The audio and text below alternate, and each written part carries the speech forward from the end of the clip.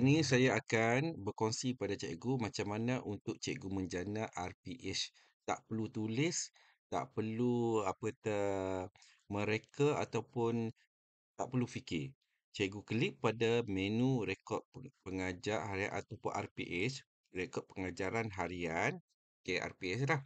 Kemudian dia akan paparkan menu minggu, minggu 1 sehingga seterusnya sampai minggu yang ke-42. Okey. Kemudian ini dalam menu, setiap menu ni, setiap kad ni adalah mempunyai RPH cikgu lah. Macam ni kosong lah contoh ha. Okey. Kali ni saya akan berkongsi kepada cikgu macam mana untuk tambah RPH. Contoh saya nak menambah RPH untuk tahun 2026 contoh minggu yang pertama.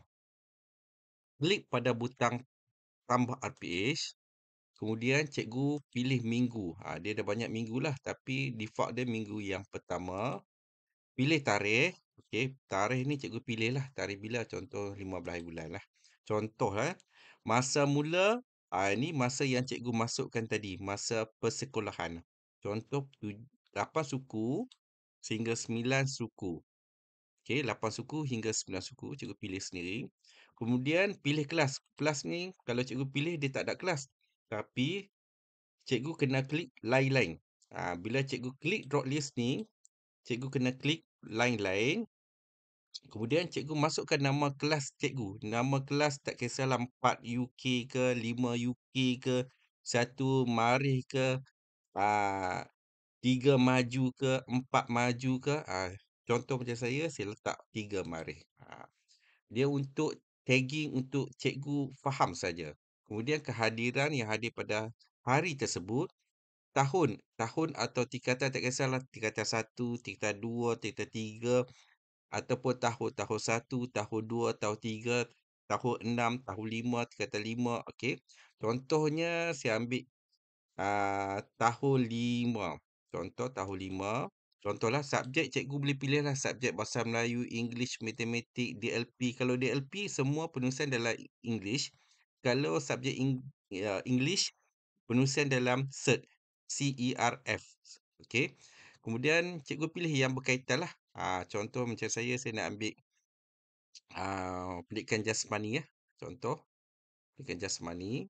Kemudian pilih topik apa yang cikgu nak ajar pada hari tersebut. Contoh aplikasi pengetahuan dalam pergerakan. Okey, SK cikgu boleh gabung SK. Contoh kalau dalam PJ tu ada 2 SK dan SP boleh gabung. Contoh saya nak ambil Gayut dan Ayun. Kemudian posisi kaki, okey saya pilih yang ni. Kemudian cikgu boleh gabung lagi. Contoh berlari. Contoh menyata berkaitan antara kontak kaki dan permukaan dengan kedudukan badan semasa berlari pecut. Boleh cikgu gabungkan SK dan SP. Kemudian di bawah ni ada 2 butang, jana RPH dan convert dalam Jawi. Okey, sekarang ni kalau cikgu baru daftar dia ada 1000 kredit. Maksudnya 1000 RPH dalam tempoh setahun. Dalam tempoh setahun cikgu boleh jana RPH. Yang ni dia bagi default lah. Cikgu kalau rasa malas nak jana, cikgu boleh ubah-ubah kat sini ya. Dia dah bagi dah. Tolong cikgu bagi. Dia ada template siap dah. Dia dah bagi dalam bentuk template lah. Okey. Ni cikgu boleh klik pada butang jana. Klik pada butang jana. Nanti dia akan buat RPH baru kepada cikgu. Yang ni RPH dari template yang sedia ada.